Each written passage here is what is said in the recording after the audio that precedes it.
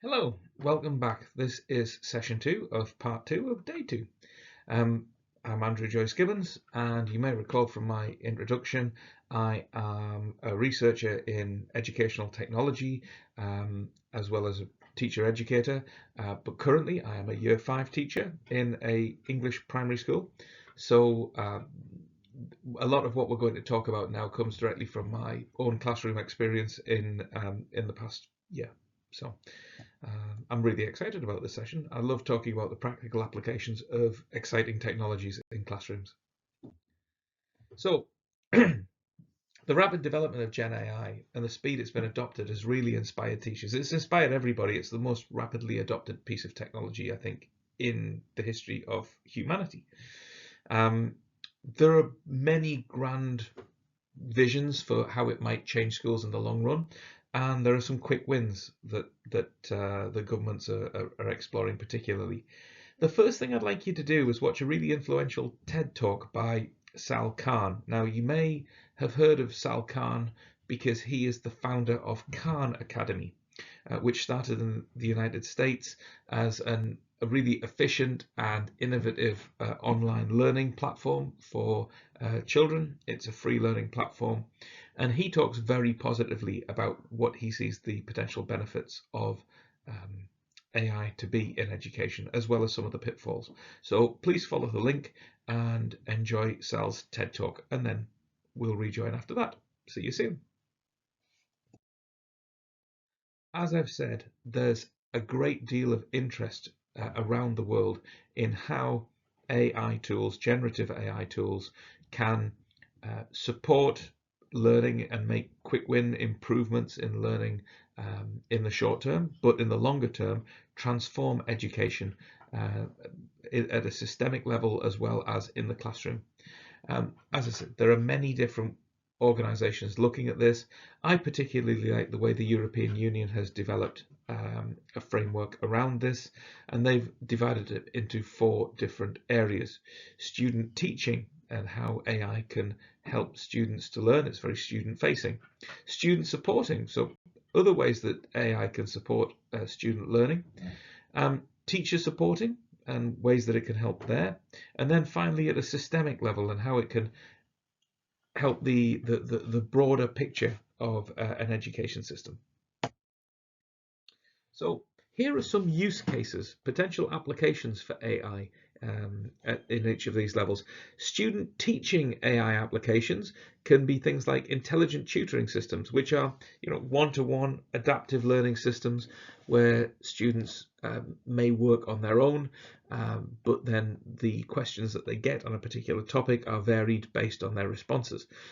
This has been around for a very long time, but now AI could do things like listen to the student's intonation or measure how long it takes them to before they respond, and therefore infer how much they're actually thinking about things, which could be a desirable part of the problem solving, or it may indicate that they're unfamiliar or not sure. So there's a lot of different applications here. It may be that you have an AI tool that helps a student by pretending to be, for example, a Spanish student and can talk to them in Spanish if they want to speak to a native speaker, for example. Okay, other ways that AI can help. We've got exploratory learning environments where children could complete experiments that wouldn't be possible in the real world, perhaps moving into virtual reality. We've got assessments that could be done. One thing I was looking at recently was text recognition.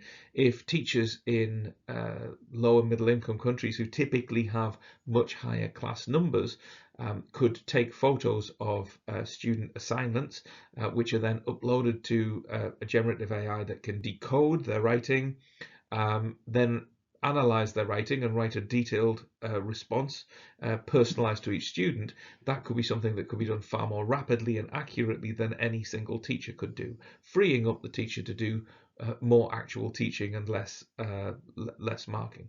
So that's one example, but there are a number of others there as well. Teacher supporting, yes, we've got summative assessment and essay scoring. We've got teaching assistants. So there is a group in Stanford University which is developing almost like a teaching wingman, a teacher who, an assistant that would monitor what the teacher is saying and how they're interacting with children, and then give them feedback on that at the end of the lesson. Perhaps this could be something used for focusing on a particular part of a teacher's pedagogical skills, or it might be something that's used for training teachers. There's an awful lot of different uses out there. In terms of pedagogical resource recommendation, lesson planning, that's something that we're going to come on to now, and I'm going to showcase some of the early leaders in this area. Finally, at a system supporting level, the opportunity for data mining and for developing interesting comparisons and looking at strengths and weaknesses of a school in comparison to other schools that are very like it. That's something that the government has been trying to do for a very long time, but this could lead to far greater comparisons with far larger data sets. It could be things like helping improved communication with parents. Particularly, this might be an issue in schools where you have a large number of first languages being spoken, and many parents, particularly if they have come from overseas, may not speak very good English, or maybe too shy to speak English to authority figures, as schools can be seen. So potentially having AI to support real-time translation could be very, very useful. There are a lot of other ways that it could be used in timetabling, resource allocation, budget planning. There's many, many different uses there. So moving from these general use cases, and there are hundreds out there, and do please read that, have a look at that European Union document for some more of those. But I'm just going to quickly share three that have caught my eye recently: Teachmate, CanMeGo, and Oak Academy Isla. Teachmate is a suite of tools that have been developed by early adopters, teaching early adopters in the UK. There's a number of free tools that you can get, as well as a premium package that you can sign up to. I have not used it extensively, but I know that it's considered an early leader in this field, and the times that I have used it, it has been quite useful. So definitely worth exploring, given that there's an awful lot of free resources there. So do give it a look. CanMeGo is the Khan Academy's AI tool, which you may remember from the TED talk that you watched on that Sal Khan gave. So it's something that can help with lesson planning. There's an awful lot of other tools there. It has its uses, but be aware that it is focused on the US system, and all the terminology, all of the approaches come from the US system, and it's based on the grades. Grades and years are not equivalent, for example, in the US system. So you have to be quite careful using it, but it does have some very good resources. Finally, Oak Academy, Oak National Academy, is focused on the English education system. It has an awful lot of resources which are already out there. I do use some of them, particularly in my history lessons, because it's very good at presenting complex information in a straightforward way, but I do find it quite knowledge focused rather than capabilities or capacities focused. So that's something to just bear in mind.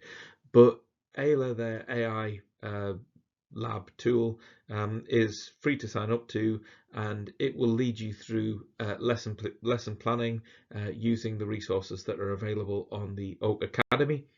So you know that they're consistent with the national curriculum and very well vetted, so the quality is very high. Okay, well, in my class, something that we've been doing recently is, it's a year 5 class, English national curriculum. I've been looking at mathematics, and my children have been looking at mixed numbers and improper fractions, how to compare them, how to convert them. So I've used a few prompts just to explore this issue. I'm going to play the video and we'll see how it what comes back. This was using so I used Copilot to develop a lesson plan and see what it comes out with in its most basic form.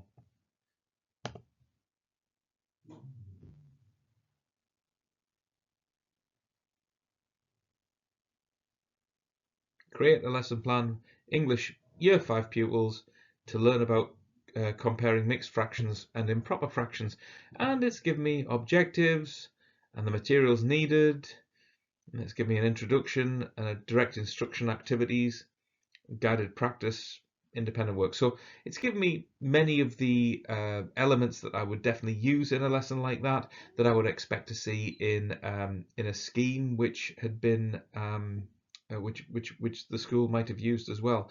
So definitely something that I would look through. I want to look through it carefully in case there were any poor instructions, in case there was anything that made mistakes. We talked in the first session about hallucination and about bias. I'd definitely be wanting to look very carefully in case those were present.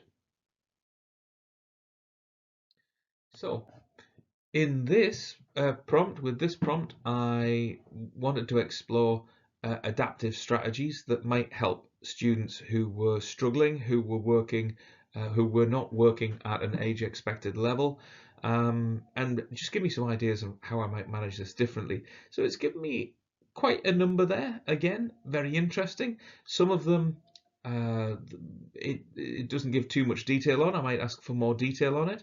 But where I would use this is if I wanted to go to my maths lead and say, pupil X, pupil Y are really struggling with this, I could really use some alternative strategies. What do you think about practice and review? What do you think about peer teaching? And give some more concrete ways that could be applied, because then that shows them that I'm thinking about this myself, that I know my children, and they'll be far more willing to help in many ways, or far more enthusiastic to help, if they feel that I'm not just dumping a problem on them, but I am trying to creatively approach different solutions.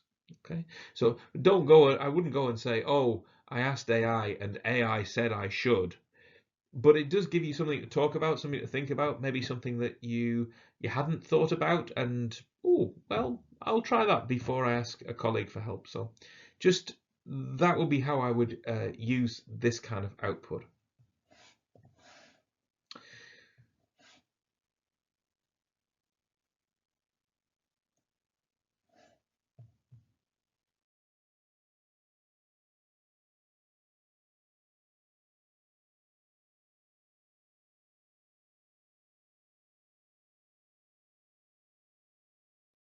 Finally, using Copilot to search for resources. All teachers at some point, no matter how good the resources that are available in their class or how comprehensive the scheme that they might be using is, they do need alternative resources at various points. This is something that I find myself doing a lot. So sometimes I ask Copilot to search for these or to suggest them, and this is what it came up with. Now, this is purely a rule for my school, but you'll see in my prompt I say to do not include Twinkle or TES. No shade on Twinkle and TES resources, but I think in my school people have over-relied on Twinkle, particularly in the past, and began to use it uncritically. TES resources, there's some excellent resources out there, but there is frequently an additional charge, so they're a bit of a waste of my time to look at because I'm not going to pay. So they're very personal things. Different schools, different settings will have different requirements or different suggestions, but that's part of the constraints that me as a teacher I'm operating under. So here, yeah, they've come up with some different ones. Obviously worksheets. It's just some of them aren't that useful, but flipped classroom videos. Maybe there is something on Khan Academy that we could look at, or assessment tools, group activities. Now, what it doesn't do here is give me the websites that I would really have liked it to have given me. So I can either use a prompt to say, give me more information on this particular resource, suggest a website I might look at, or I might then take that information and put it into a regular search engine and get websites that I might go to that way. So they're just some practical applications for Copilot at its most basic, using it purely as a search engine that can support teachers.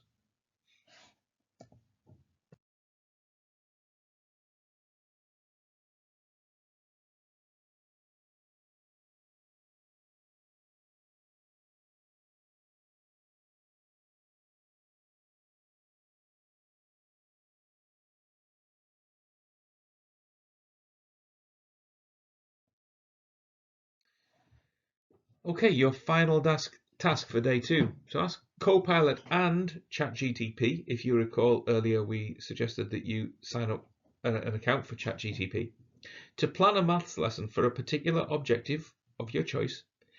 Copy the screenshots of what it suggests and discuss what you like about the output and how helpful it would be, and then put this in your journal. Remember, all they do is predict the likelihood of one word coming after the next word. So we talked earlier about the potential for hallucination or for suggesting things that are inappropriate, and the essential importance of teachers using their judgment when evaluating the outputs of a chat GTP or a Copilot or something like that, generative AI. So yes, remember your judgment is crucial here. So be open-minded, be critical. I hope you find it very interesting. Finally, there's a lot of AI out there. There's an awful lot written and said about AI out there. I think my experience is that teachers are still at a very experimental stage with generative AI. There's a huge amount of interest in the potential benefits that it could bring. And it is teachers who are beginning their careers in the next few years who are really going to be the ones who blaze a trail for all of us here. It doesn't replace other tools. It must be used in concert with them. It doesn't replace your existing resources. It doesn't replace the opinions of experienced teachers who can mentor you and support you and help you. But it does give you an extra dimension that may help when other things are not available or when others are exhausted. It's a very powerful design tool, and teachers can access it, hopefully, to improve the quality of their teaching and the quality of students' learning, and to save time. And with the time they save in, say, designing resources or designing